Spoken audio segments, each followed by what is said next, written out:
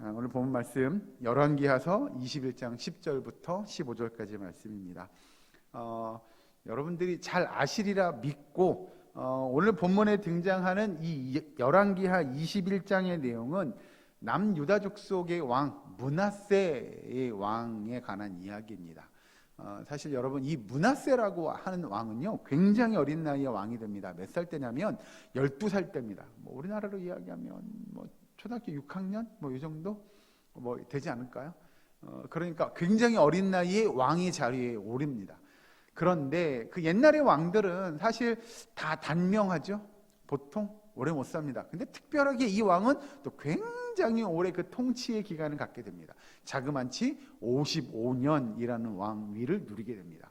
오래 산 거죠. 왕으로서의 55년 동안 한 나라를 통치했다? 이건 대단한 겁니다. 그렇다면 이 므낫세 바로 앞에 있었던 왕이 자기의 므낫세의 부왕이겠죠? 그 왕은 누군지 혹시 아십니까? 히스기야 왕이라고 하는 왕이 있었습니다. 여러분 히스기야 왕에 대해서 자세히는 모를 수 있겠으나 그냥 우리가 성경을 읽다 보면 히스기야 왕은 좋은 왕이었습니까? 나쁜 왕이었습니까? 좋은 왕이었죠. 왜 좋은 왕이었죠? 라고 물어본다면 딱히 우리가 왜 좋았는지는 말하기 어려울 것 같으나 그래요, 맞아요, 좋은 왕이었어요. 그럼 도대체 뭐 때문에 우리가 히스기야 왕을 좋은 왕이었다고 평가하느냐? 성경을 한번 찾아보고 이야기할까요? 역대하서로 넘어갑니다. 뒤로 넘어가셔야 돼요. 역대하 29장 5절 말씀을 같이 함께 읽어보겠습니다. 역대하서 29장 5절, 제가 읽은 성경은 694면입니다. 구약성경 693면 역대하서 29장 5절 말씀. 역대하서 29장 5절 말씀. 다 찾을 줄 알고 같이 한 목소리로 공독하겠습니다. 역대하서 29장 5절 같이 읽습니다. 시작. 그들에게 이르되 레위 사람들아 내 말을 들으라. 이제 너희는 성결하게 하고 또 너희 조상들의 하나님 여호와의 전을 성결하게 하여 그 더러운 것을 성소에서 없애라. 아멘. 그러니까 이 히스기야 왕이 왕위에 앉고 나서 이 유다 족속들에게 뭐라고 이야기냐면 너희의 마음을, 너희의 몸을, 너희의 믿음을 성결하게 해라 라고 이야기합니다. 성결한 신앙생활을 할 것을 유지하고 그것뿐만 아니라 이스라엘 백성들이 성전에 나가서 예배를 드리는데 그 성전 또한 어떻게 해야 된다고요? 성결하게 해야 된다고요. 그 거룩한 곳을 성결하게 할 것을 이야기하죠. 그럼 반대로 히스기야 왕이 이 좋은 일을 하기 이전에는 성전이 어땠어요? 성결하지 못했어요. 왜 성전이 왜 성결하지 못했죠? 그러니까 우리가 여기서 성결이라고 이야기하는 청소 안 했어요 정도의 개념이 아닙니다. 그 성소를, 우리가 이야기하는 성전을 그들이 더럽히기 시작했어요. 성전은 뭐 하는 곳을 성전이라고 이야기하죠, 권사님? 제사 드리는 곳이잖아요. 그럼 누구에게만 제사를 드려야 돼요? 하나님께만 제사를 드렸어야 돼요. 그런데 그들이 하나님께만 제사 드리지 않고 그 성전 안에 우상을 갖다 놓기 시작해요. 그러니 히스기야 왕이 재임을 하고 나서 그것들을 다, 성전에 있는 모든 우상들을 다 갖다 내다 버릴 것을 이야기합니다. 그리고 성전을, 우리가 이야기하는 성전 정화 사건 이런 것처럼 성전을 성결하게 변화시킵니다. 이거 우리가 이야기하는 히스기야의 종교 개혁 이렇게 표현합니다. 아무튼 히스기야 왕이 그래서 우리가 아는 대로 굉장히 좋은 왕이었어요. 그렇게 이스라엘, 특히 남유다 백성들을 아무튼 성결한 믿음의 삶을 살 수 있도록 그들을 하나님께로 인도하려고 그렇게 열심히 노력했던 왕이 바로 므낫세의 아버지 히스기야 왕이었어요. 그런데 그런 아버지의 아들이 이제 왕이 됐어요. 그것도 굉장히 어린 12살의 왕위에 앉게 됩니다. 그러면 우리는 이렇게 생각하죠. 그래, 그 선대 왕이 얼마나 잘했는지 몰라. 그렇게 하나님 앞에 성전을 또 백성들의 삶을 성결하게 살 것을 강조하고 막 종교개혁하고 우상들 다 몰아내고 막 이렇게 열심히 했어 라고 하면 당연히 그 왕도, 그 아들 이제 므낫세 왕도 그렇게 열심히 했어야 했을 것 같으나 오늘 본 말씀 잠깐 보시면 이제 열왕기하서 21장 10절 보면 여호와께서 그의 종 모든 선지자들을 통하여 말씀하여 이르시되 유다 왕 므낫세가 이 가증한 일과 악을 행함이 그 전에 있던 아모리 사람들의 행위보다 더욱 심하였고 또 그들의 우상으로 유다를 범죄하게 하였도다 라고 이야기합니다. 이 내용만 봐도, 방금 읽은 21장 11절의 말씀만 봐도 므낫세 왕이 잘한 것 같습니까? 잘 못한 것 같습니까? 잘 못했어요. 못해도 이만저만이 아닙니다. 사실은 오늘 이 본문을 통하여 이 므낫세 왕의 모습도 그의 행적들을 좀 찾아보려고 합니다. 앞으로 좀 넘어가서 21장 2절 말씀부터 7절까지도 우리가 한번 교독해 보도록 하겠습니다. 열왕기하서 21장 2절에서 7절 말씀 제가 먼저 봉독합니다. 므낫세가 여호와 보시기에 악을 행하여 여호와께서 이스라엘 자손 앞에서 쫓아내신 이방 사람의 가증한 일을 따라서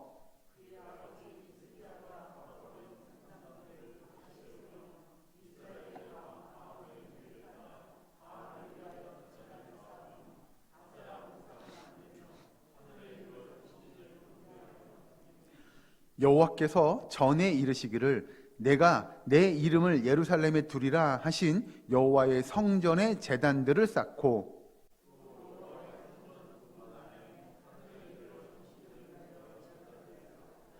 또 자기의 아들을 불 가운데로 지나게 하며 점치며 사수를 행하며 신접한 자와 박수를 신임하여 여호와께서 보시기에 악을 많이 행하여 그 진노를 일으켰으며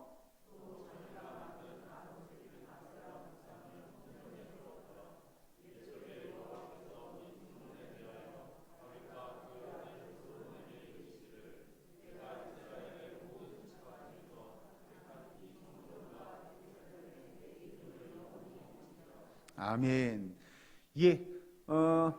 므낫세 왕이 어떤 행적을 했는지 방금 읽은 21장 2절에서 7절까지 보면 너무나 잘 나타나 있죠.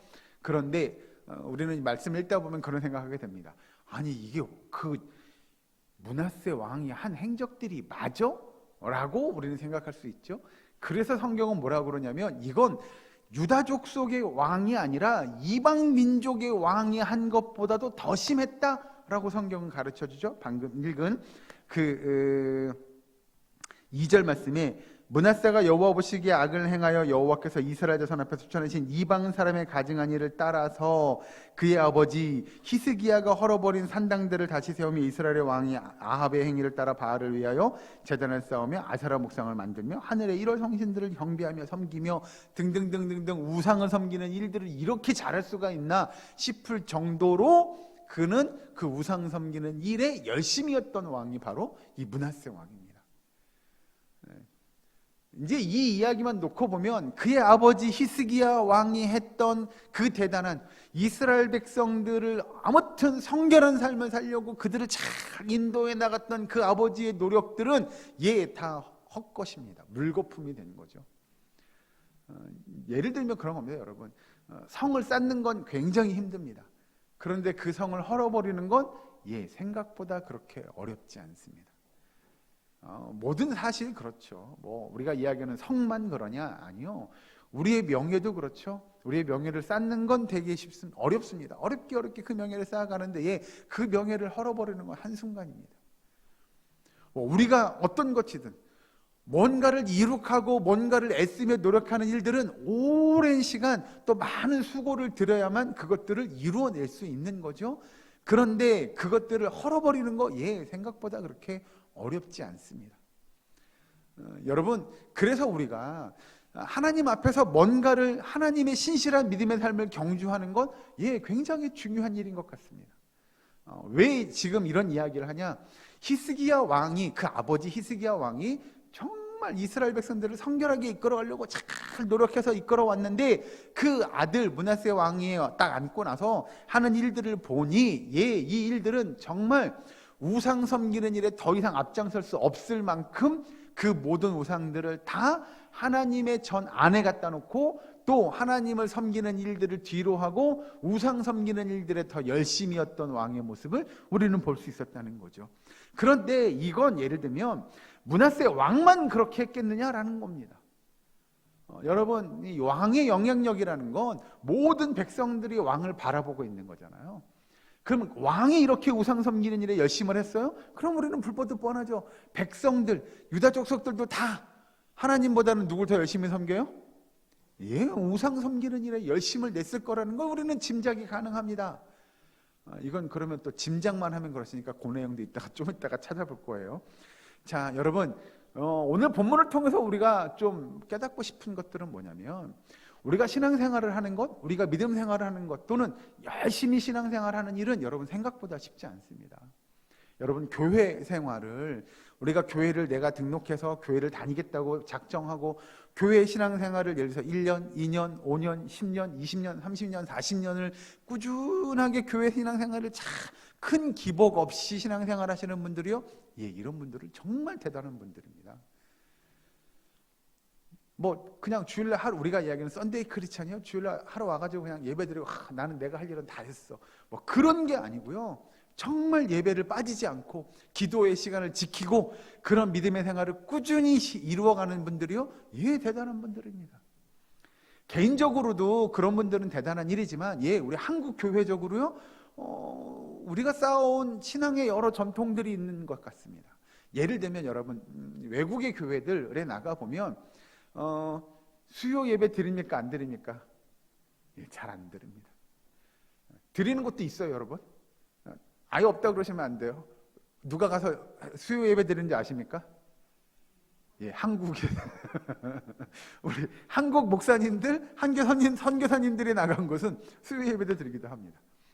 자, 아무튼 그게 우리 한국 민족이 가지고 있는, 우리 한국 교회가 가지고 있는 정말 좋은 전통들이죠. 수요 예배. 그럼 수요 예배만 있나요? 또 뭐도 있어요? 그렇죠. 금요 기도회도 있죠. 금요일 날 모여서 기도하는 거요. 이것도 사실은 한국 교회의 전통입니다. 그럼 뭐 우리가 금요일만 있나요? 와, 그렇죠. 우리 권사님들 새벽 기도회도 있어요. 외국 나가보세요, 여러분. 새벽 기도회 잘 안 합니다. 예? 새벽에 모여서 기도하고 예배를 드리고 막, 그런 문화가 기독교 문화가 별로 없어요. 우리가 가지고 있는, 우리 한국 교회가 가지고 있는 아름다운 전통들이죠. 그럼 뭐 예배만 그렇게 있느냐? 예배 말고도 많죠. 제사를 드리지 않는 거요. 뭐 다른 나라들은 제사라는 자체가 많지 않은데 결국 다 우상을 섬기는 일이긴 하지만, 그 제사를 금지하는 이 한국 교회가 가지고 있는 아름다운 전통이라고 보여집니다. 그리고 또 하나, 뭐 이런 제사의 문제 말고 신앙생활에 우리의 평소의 삶 속에서 예를 들어서 술, 담배, 주초에 가는 문제들도 있죠. 그런 겁니다, 여러분. 뭐 다 그 목사님도 대놓고 이야기하시니까, 분당에 가면 만나교회라는 굉장히 큰 교회가 있습니다. 저희 교단은 아니고요, 다른 교회입니다. 그 교회 1층에 가면 다른 교회에 없는 한 곳이 있습니다. 그게 뭔지 아십니까? 네? 교회, 이게 여기 교회에 이게 여기 있어도 돼? 라고 생각되어지는 공간 한 칸이 있습니다. 그게 뭘까요? 예, 다 아시는군요. 저만 아는 게 아니군요. 예, 흡연실이 있습니다. 왜 그 목사님은 교회 1층에 흡연실을 만들어 놨을까요? 역시 권사님 대단하십니다. 예, 담배 피는 사람도 어디 올 수 있어요? 교회 올 수 있어요. 담배 피워요? 교회 오지 말아요가 아니에요. 왜? 교회 와도 돼요. 그러나 그가 변화되면 그 담배 어떻게 돼요? 예, 끊을 수 있어요. 그것이 교회의 모습이라는 거죠. 한국 교회가 가지고 있는 아름다운 기독교 전통이라고 보여지는 것 중에 하나죠. 술도 똑같아요, 여러분. 예를 들어서 술 먹으면 천국 못 갑니까? 예, 술 먹는다고 천국 못 가진 않을 겁니다. 그러나 우리가 정말 성경에 표현한 대로 히스기야 왕 때처럼 성결한 삶을 살기 원하는 사람들은, 예, 그 술 안 마시고도 정말 주님 안에서 기쁨을 누리고 은혜를 누리고 행복한 삶을 살 수 있음을 우리 기독교인들이 보여주는 거예요. 그게 우리 한국 교회의 문화잖아요. 그런데 여러분, 그런 겁니다. 지금 말씀드린 이런 것 말고도 한국 교회가 가지고 있는 아름다운 문화들이 되게 많은데 좀 안타까운 것도 있어요. 좀 사라진 문화들도 있죠. 제가 어렸을 때니까 뭐 한 40년, 뭐 50년, 뭐 요때쯤, 그때는 새벽마다 교회가 뭘 울려요? 예, 종 울리잖아요. 그죠? 그 종도 뭐 이렇게 땡강땡강 이런 종이 아니잖아요. 그 큰 종 막 매달아 놓고, 이제 그때는 저희 교회는 장로님들이 그 종도 아무나 못 울립니다. 그 맡은 장로님이 계세요. 새벽마다 와서 그 시간 딱 되면 땡구둥 땡구둥 이러면서, 근데 지금은 사실 그런 문화가 다 사라졌잖아요. 그 종소리를 들으며 그 오래전 사람들은 다 지금이 새벽 몇 시를 알았던 시절이 있었죠. 이제 그런 게 사라졌어요. 그러니까 우리 교회, 한국 교회가 가지고 있는 아름다운 전통들이 사라지기도 합니다. 그러나 좋은 문화와 전통들은 우리가 지켜내야 될 필요가 있다고 보여지는 거죠.